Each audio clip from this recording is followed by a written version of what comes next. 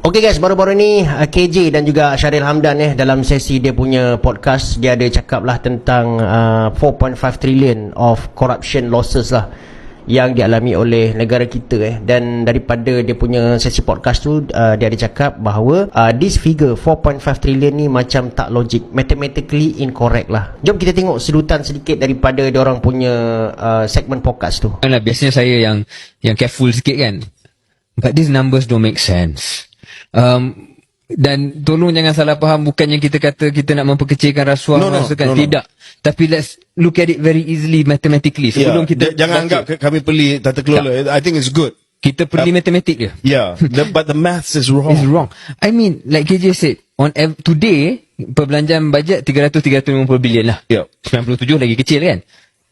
Kalau 4.5 trilion sepanjang 26 tahun daripada 1997 sampai 2022, bermakna secara puratanya 173 bilion setiap tahun yang hilang. Takkanlah daripada 300 bilion 173 bilion hilang. Tak, adakah numbers 4.5 trillion tu tak logik? Okay, kalau tanya saya, it does make sense. What?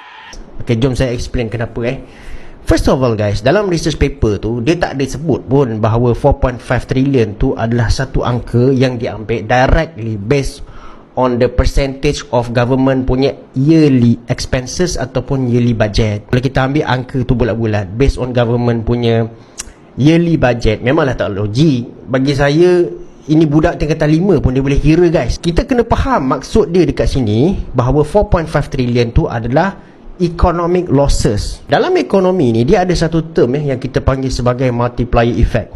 Okay, jadi saya tak nak pergilah secara teknikalnya multiplier effect ni macam mana formula nak dapatkan multiplier effect ni, nanti orang akan confuse. Tapi saya nak explain dalam bentuk layman's term supaya orang lain mudah faham. Tapi konsep dia macam ni lah guys setiap RM1 ataupun berapa banyak duit yang kerajaan belanja ataupun kita sendiri belanja, dia akan ada kesan akhir terhadap ekonomi. Let's say that multiplier effect dia bernilai 10 Jadi kalau kerajaan spend ataupun belanja RM1, kesan dia kepada ekonomi adalah sebanyak RM10 based on multiplier effect of 10. Contoh ni macam ni lah katakanlah kerajaan dia ada peruntukan grant sebanyak 10 juta.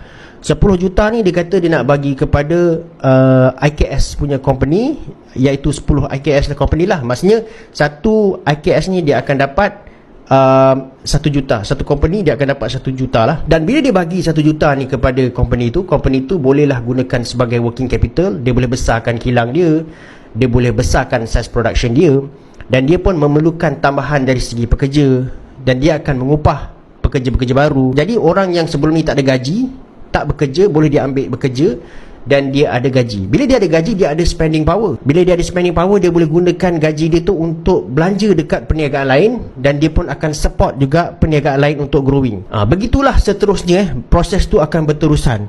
Bisnes-bisnes lain ni pula dia boleh gunakan income tu untuk besarkan bisnes dia, untuk rolling balik, untuk teruskan perniagaan dia. Dia ada efek kepada ekonomi.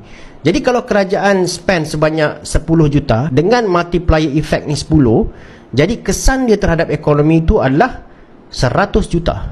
Tapi bayangkanlah 10 juta ni tadi yang patut diberikan sebagai grant kepada IKS ni telah disonglap. Nilai multiplier dia adalah 10. Jadi daripada multiplier 10 ni, the total of economic loss yang dialami oleh ekonomi itu juga akibat daripada corruption adalah 100 juta. Nampak tak guys? Daripada 10 juta ni, dia punya total economic losses based on multiplier effect of 10, dia akan dapat 100 juta total economic loss terhadap kita punya ekonomi. Jadi disebabkan itulah guys nilai dia boleh besar sebab dia akan multiply.